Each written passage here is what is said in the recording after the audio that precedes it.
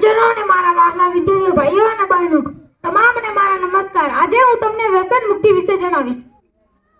વ્યસન છોડો।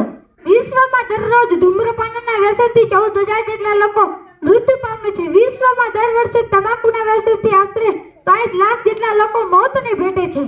વિશ્વમાં દરરોજ 5,735 અને ગુજરાતમાં દરરોજ 244 જેટલા નવા બાળકો ધૂમ્રપાન કરતા શીખે છે। જે દુઃખની વાત તો એ છે કે જે નવા બાળકો ધૂમ્રપાન કરતા શીખે છે એ પોતાના વડીલો પાસેથી શીખે છે। આ ધૂમ્રપાનથી તમારા જીવનની 3 વસ્તુ જે તમે ધિક્કારી રહ્યા છો। પહેલું તમારું શરીર, બીજું તમારી સંપત્તિ અને ત્રીજું તમારી સંતતિ જે તમારું રત્ન છે।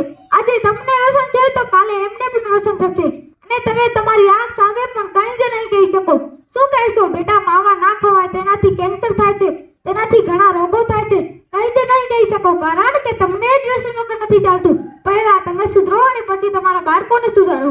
વિશ્વમાં દર વર્ષે આશરે 33 લાખ જેટલા લોકો મૃત્યુ પામે છે। ઈસવીસન 2020માં ભવિષ્યમાં વૈજ્ઞાનિકોએ મહત્વને મુજબથી વ્યસનથી મળતા મૃત્યુની સંખ્યા એડ્સ અને ટીબી કરતાં પણ વધારે હશે। તમાકુના વ્યસનથી કેન્સર, પેટના કેન્સર, આંતરડાના કેન્સર, લીવર ખરાબ થવું, કિડની બીમાર થવી એટલી જાતના કેન્સર થાય છે। અને કોઈ વ્યસન કરતો હોય તો તમે તેને કહી શકો કે ભાઈ આ વસ્તુ સારી નથી તો તે શું કહેશે કે હવે અમારાથી ના છૂટે। તો મારે એક વાત કહેવી છે કે જે 1.5 વર્ષનું બાળક જે પોતાનું જીવન ધાવણ જોતે તો ધારે તો તે પણ છોડી શકે છે। આપણે એક વ્યસન ના છોડી શકીએ? હું હંમેશા 2 જ વસ્તુ પર બોલું છું। પહેલું બેટી બચાવો અને બીજું વ્યસન છોડો।